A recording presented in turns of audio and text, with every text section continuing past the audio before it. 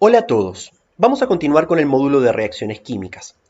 Recordemos que en este módulo temático lo que estamos haciendo es partiendo de algunos ejercicios de aplicación y autoevaluación de las semanas 2 y 3 como oportunidad para poder ver cuáles son las observaciones experimentales que obtendríamos si vamos al laboratorio y realizamos esas reacciones químicas, cómo describir adecuadamente esas observaciones utilizando un metalenguaje científico adecuado y además de eso, escribir las ecuaciones químicas que representan los procesos químicos que estamos analizando.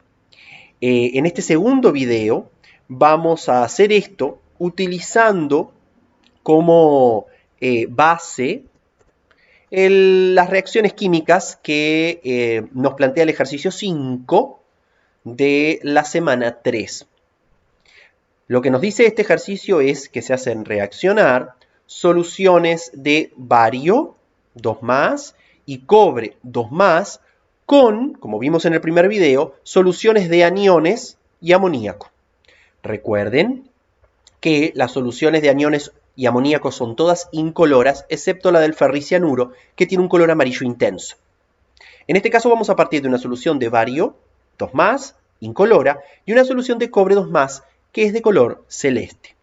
Recuerden además que, como vimos en el primer video, estos iones están hidratados en solución, es decir, tanto el bario como el cobre se encuentran rodeados en solución de moléculas de agua que se unen en mayor o menor medida, o sea, más o menos fuertemente al ion metálico, formando diversas geometrías. Por ejemplo, una de las más comunes es la octaédrica que ven aquí. Bien, ¿qué ocurre cuando ambas soluciones se hacen reaccionar con una solución incolora de cloruro, de anión cloruro? No se observa cambio alguno. ¿Y por qué ocurre esto? Esto ocurre porque en realidad no hay reacción alguna. Al agregarse cloruro a la solución, los iones bario, cobre 2+, y cloruro quedan separados en solución y no hay reacción aparente. ¿Qué ocurre ahora si ambas soluciones se hacen reaccionar con anión sulfocianuro? ¿Sí? En este caso, estas son las observaciones experimentales que vemos. En el caso del bario, no se observa cambio macroscópico alguno. En el caso de la solución de cobre 2+, al agregarle la solución de sulfocianuro, vemos un cambio macroscópico de cambio de color. La solución torna de color celeste a una solución de color verde. ¿Sí? Bien, ¿cuáles son las ecuaciones químicas balanceadas que representan los procesos químicos que estamos viendo aquí? Bueno, en el caso del bario y del sulfocianuro, no puedo escribir una ecuación química ya que no veo cambio. Y de hecho, no hay reacción. ¿Sí? Los iones bario 2+ y sulfocianuro se asocian muy débilmente, con lo cual en realidad no hay una reacción en particular que representar con una ecuación química. Sin embargo, en el caso del cobre 2+, sí vemos cambio, y esto es porque el cobre 2+, el ion cobre 2+, reacciona con el ion sulfocianuro para dar esta especie en donde el cobre se encuentra en el centro, rodeado de moléculas de agua y un anión sulfocianuro unido a él. Esta es una especie compleja, ¿sí? Especies complejas se les dicen a las especies que tienen un ion metálico en el centro, rodeado de moléculas que se unen a él llamadas ligandos, y en particular tiene color verde. No es la única especie que se forma, hay otras especies en donde más ligandos sulfocianuro se encuentran asociados o ligados, por eso se llaman ligandos, al ion cobre, y tienen un color también similar a este. Perfecto, ¿qué ocurre si ambas soluciones de bario y de cobre se hacen reaccionar con la solución de color amarillo intenso del anión ferricianuro? En este caso, estas son las observaciones experimentales. ¿Sí? En el caso del bario 2+, no vemos cambio porque de hecho este color amarillo corresponde a la solución de ferricianuro. En el caso del cobre 2+, sí vemos cambio. Vemos que pasamos de una solución de color celeste a una suspensión de color ocre. ¿Sí? ¿Qué es lo que está ocurriendo aquí? Veamos lo que nos dicen las ecuaciones químicas balanceadas que representan a los procesos químicos. En el caso del bario y el ferricianuro no hay cambio aparente y de hecho no hay una asociación entre ambos reactivos, no hay una reacción química que podamos escribir. En el caso del cobre 2 sí. Reacciona con el anión ferricianuro para dar ferricianuro de cobre 2, que es un sólido de color ocre que en este caso queda suspendido en todo el cuerpo de la solución. ¿Qué ocurre ahora si ambas soluciones de bario y cobre se hacen reaccionar con el anión sulfuro? ¿Cuáles son las observaciones experimentales? En el caso del bario 2+, se observa la formación de un precipitado blanco, mientras que en el caso del cobre 2+, se observa la formación de un precipitado de color marrón oscuro o negro. ¿Qué es lo que está ocurriendo aquí? Bueno, a ver, en el caso del cobre, es claro que lo que está pasando es que el cobre 2+ reacciona con el anión sulfuro para dar sulfuro de cobre 2, el cual, como el resto de los sulfuros de los iones de los metales de transición, es de color marrón oscuro o negro. ¿Sí? En el caso del bario, uno podría pensar que ocurre lo mismo, que el bario se asocia con el anión sulfuro para dar sulfuro de bario. Y de hecho, sería coherente pensar esto, ya que los sulfuros de los iones de los metales alcalino-térreos son todos blancos. El problema es que aunque el sulfuro de bario es blanco, es extremadamente soluble en agua, es realmente muy soluble en agua. Y por tanto, en las condiciones en las que se realiza el experimento, sería muy raro que precipitara. En general, el sulfuro de bario es tan soluble que queda formando una solución incolora. Entonces, la pregunta es, ¿qué está ocurriendo? Porque vemos la formación de un sólido blanco. Lo que pasa aquí es un poco más complejo, pero sin embargo podemos analizarlo desde un punto de vista químico. Lo que ocurre se puede representar mediante estas tres ecuaciones químicas balanceadas. Veámoslas una a una.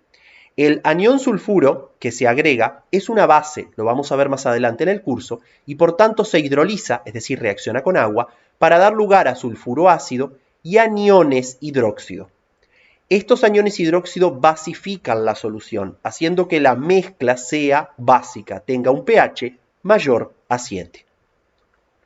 En esta solución básica se disuelve el CO2 del aire. Básicamente, cuando uno mezcla bario más sulfuro, hay CO2 del aire que está entrando aquí. Así que el CO2 del aire gaseoso ingresa y se disuelve y reacciona con el medio básico, con los aniones hidróxido formados en la primera reacción, y da lugar al anión carbonato más agua líquida, que queda como solvente.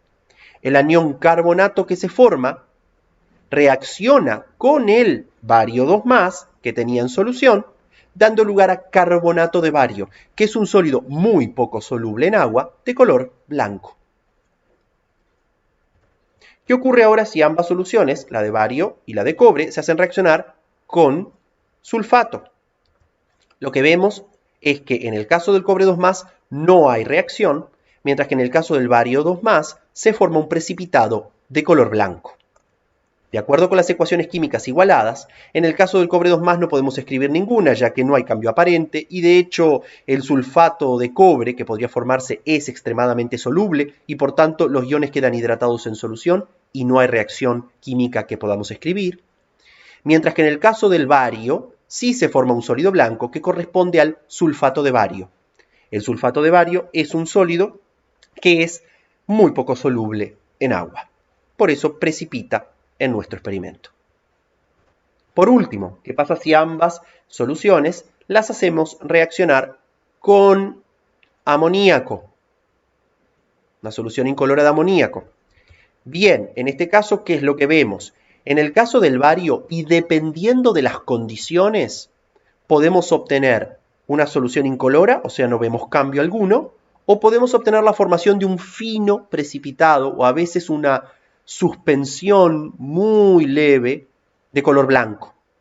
¿Sí? ¿De qué depende de que pase una o la otra? Muchas veces depende de la concentración que tengamos de bario y de amoníaco en las soluciones que se mezclan. ¿Sí? Depende de, además, otras condiciones experimentales, de la temperatura, de la agitación, el tiempo que yo deje la mezcla a medida que se va formando el sólido, etc. En el caso del cobre 2+, lo que tenemos es que si agregamos las primeras gotas de amoníaco, o sea, al principio del agregado de amoníaco, vemos la formación, como observan aquí, de un precipitado de color celeste. Pero a medida que se va agregando cada vez más amoníaco, el precipitado de color celeste se redisuelve para dar lugar a una solución de color violeta o azul oscuro. ¿Sí? Bien, ¿qué ecuaciones químicas representan estos procesos? Bueno, veamos. Comencemos por el caso del cobre, por el caso que está aquí abajo.